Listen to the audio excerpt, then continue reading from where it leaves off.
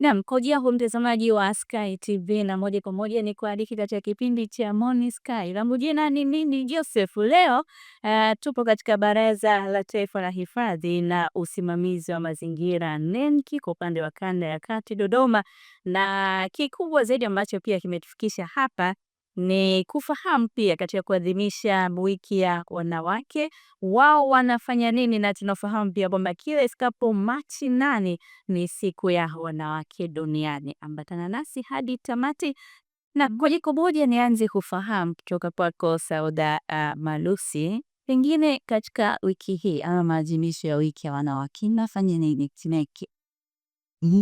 Kwanza kabisa naitwa Sauda Kumari Malusi, ni afisa mazingira, natoka Baraza la Taifa la Uhifadhi na Usimamizi wa Mazingira Kanda ya Kati.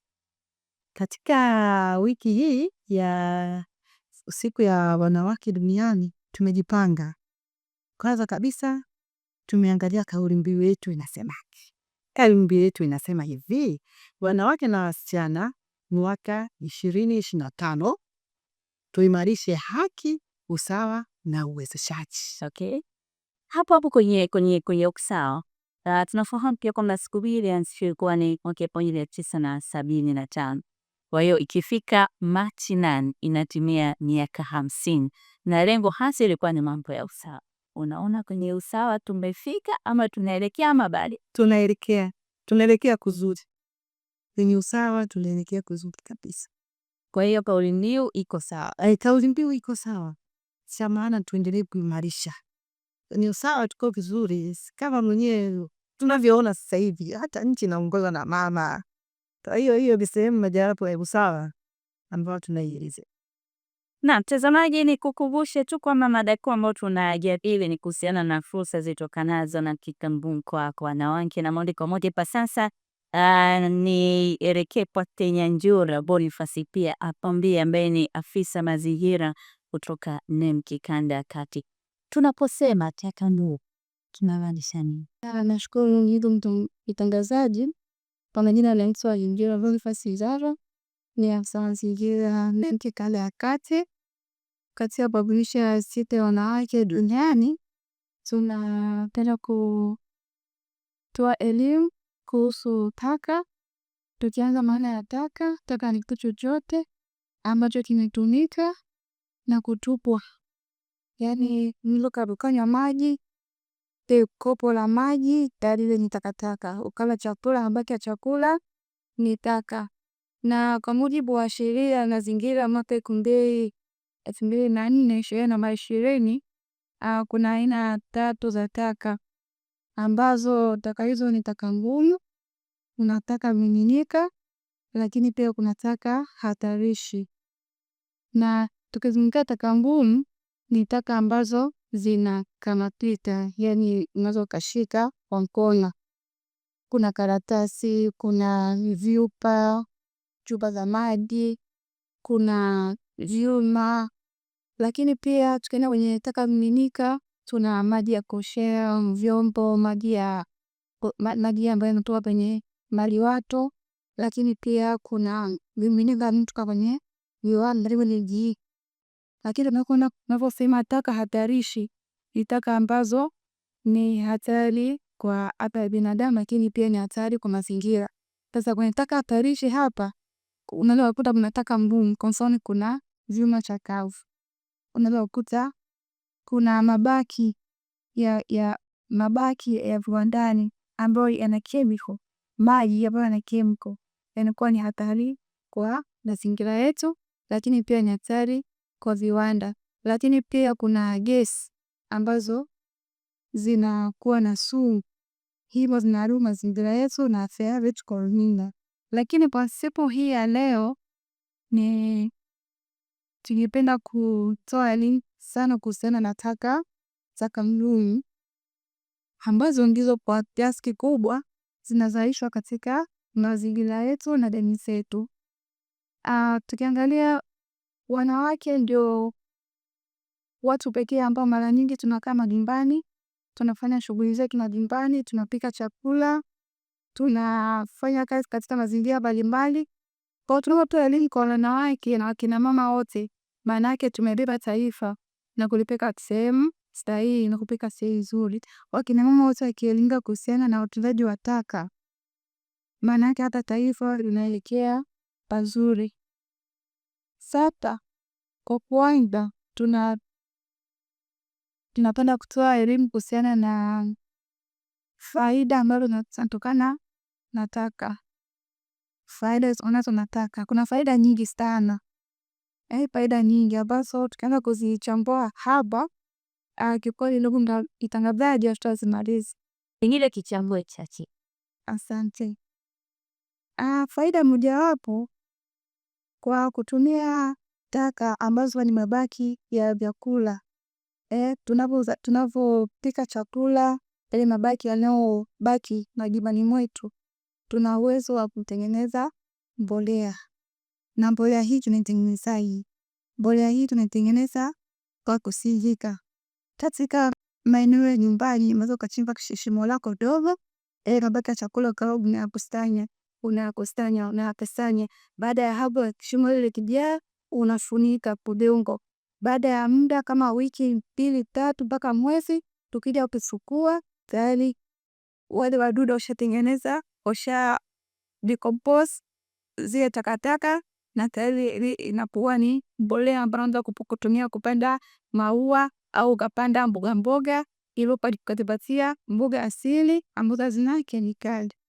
Lakini pia kwa kupitia takataka tunazo ambazo muda mwingi mtaani zinakuwa zinazagaa, hasa chupa za plastiki. Pengine mwitikio wa wanawake kujiunga na hili vikundi kwa ajili ya kuanzisha kiwanja na kunufaika na hizi taka upoje? Labda niseme kama alivyosema mwenzangu kwamba Baraza la Taifa la Usimamizi na Hifadhi ya Mazingira tunahusika pia na masuala ya mchakato mzima wa watu kupata vibali kwa ajili ya ukusanyaji, kwa ajili ya utunzaji, kwa ajili ya usafirishaji kwa takataka mbalimbali kama nilivyosema, plastiki, vyuma chakavu, kuna na taka nyingine. Sisi pia tunahusika kwenye mchakato wa watu mbalimbali ili waweze kupata. Sasa hapa kidogo ndo sisi tumeona bado hapajakaa vizuri kwa akina mama. Kwa mfano ukichukulia kwa mwaka huu katika baraza, katika huo mchakato watu wanakuja wanauliza maswali kwamba unataka nisafirishe taka, nataka nisafirishe plastiki, hebu naombeni utaratibu ukoje. Lakini wengi wanaekuja ni wanaume, ni wakina baba, akina mama bado. Lakini pia kuna shughuli nzima hiyo bado. Kwa mfano kanda ya kati kule Dodoma tuna akina mama 2 tu wanafanya hiyo kazi. Singida kuna mama mmoja tu anafanya hiyo kazi. Na ndio maana sisi sasa LIMC kanda ya kati tukasema na sisi tukiweke, inawezekana akina mama wengi hawajapata taarifa, au inawezekana akina mama wengi wanadhani kwamba hii ni kazi ya wanaume. Kumbe hii ni kazi ya akina mama. Ndio usawa tunayosema huu. Hii kazi hata mwanamke anaweza akaifanya. Kwa hiyo tumeona tuongee, tuhamasishe wenzetu akina mama wajitokeze katika shughuli nzima ya uchakataji wa taka kupeleka kwa pesa.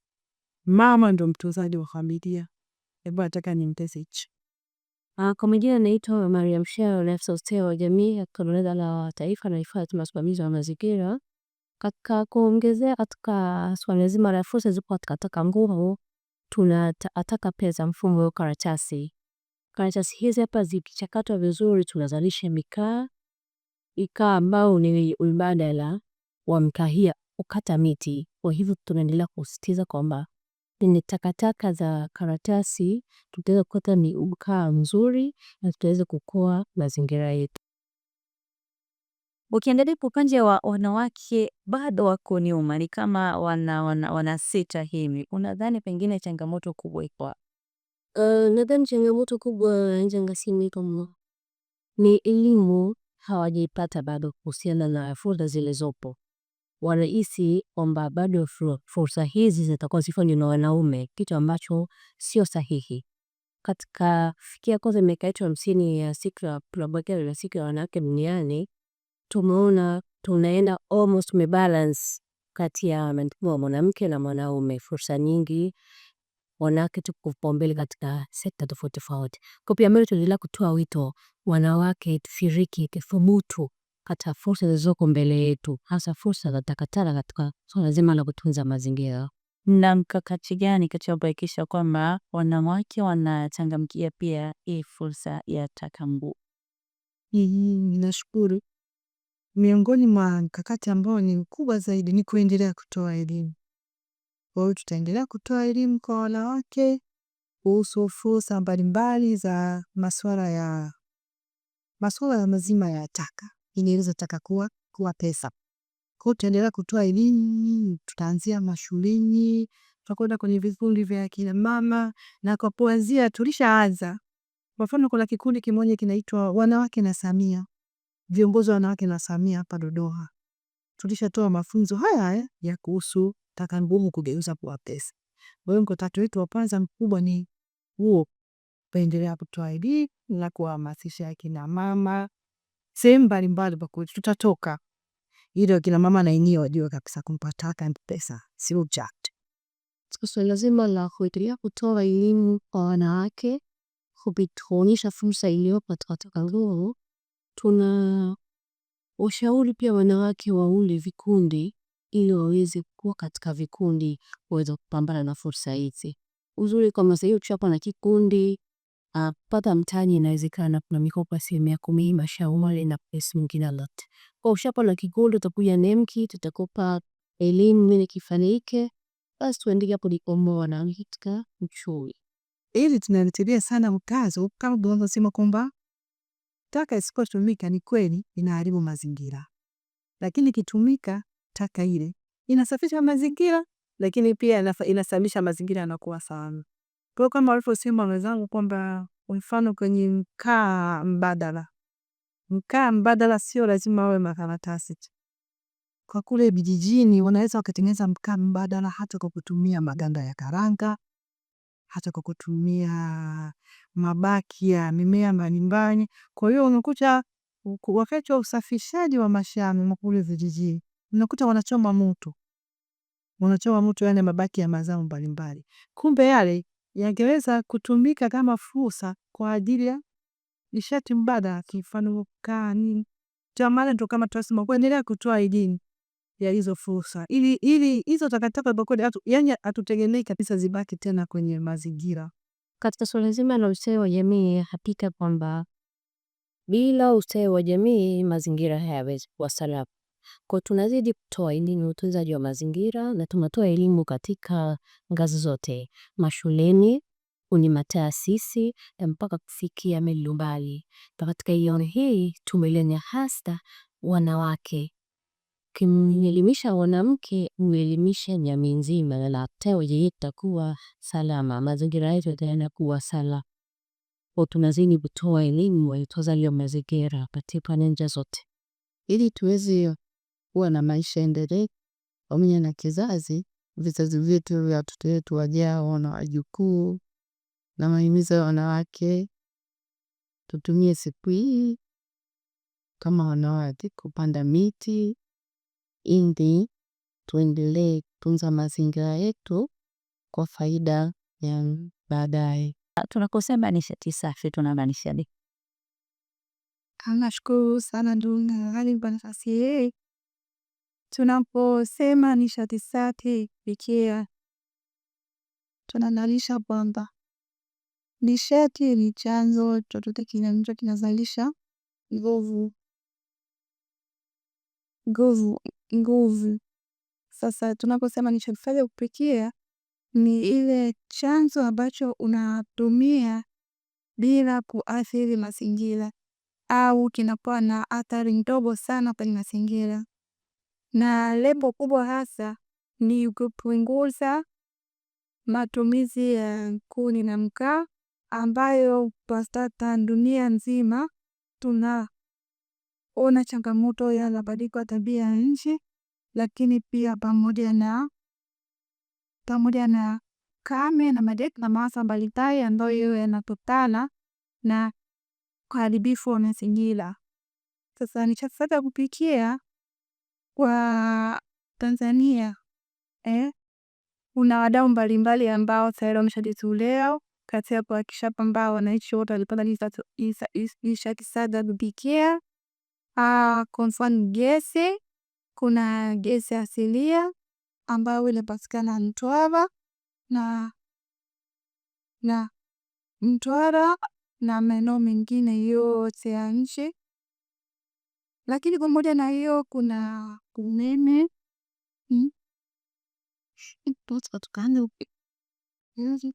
Endelea.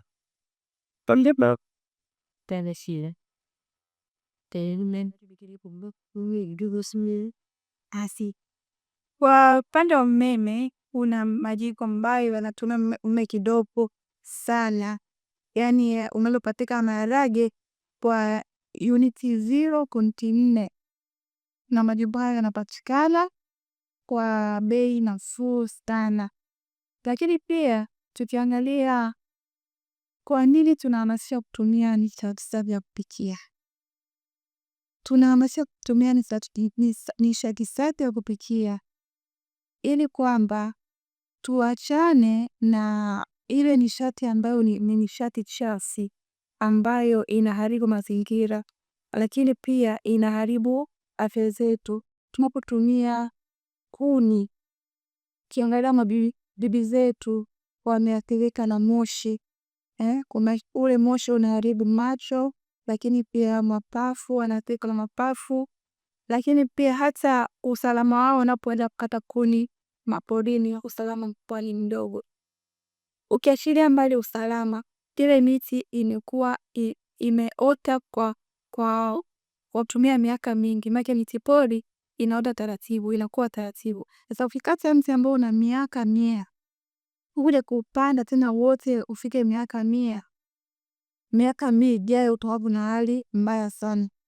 Kwa sasa hivi tu tayari yalishabadilika. Mvua zimepata shida, joto kila mahali. Sasa hivi ni msimu wa mvua, lakini mvua hazinyeshi. Hii yote ni kutokana na uharibifu wa mazingira ambao unasababishwa na ukataji wa miti pamoja na ufyekaji wa misitu na uchomaji wa mikaa.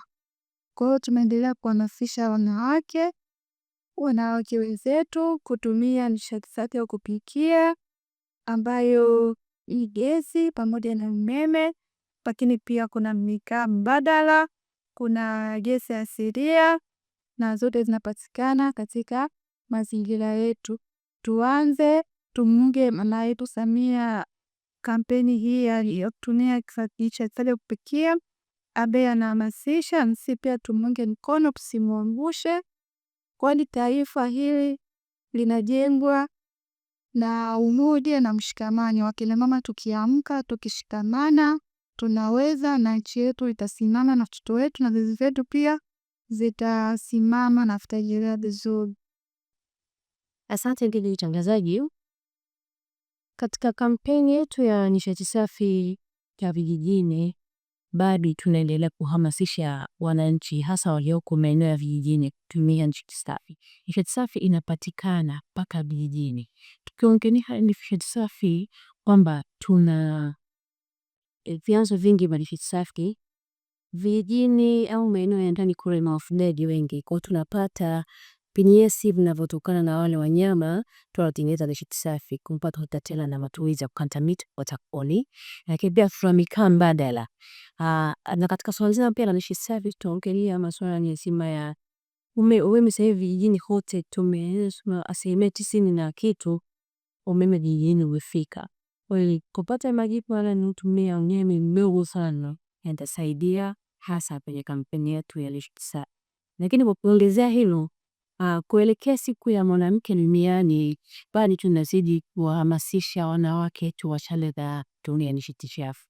Kwa sababu madhara ya kutumia nishati chafu, sisi wanawake ndio wapishi, sisi wanawake ndio watumiaji wakubwa majikoni. Kwa hiyo madhara yale yanatuathiri sisi moja kwa moja. Muona katika masuala mzima kutumia kuni, wanawake ndio tunaathirika na moshi na madhara kama hayo. Tunazidi kuhamasisha jamii tuachane na kutumia nishati chafu, tutumie nishati safi na salama ya kupikia.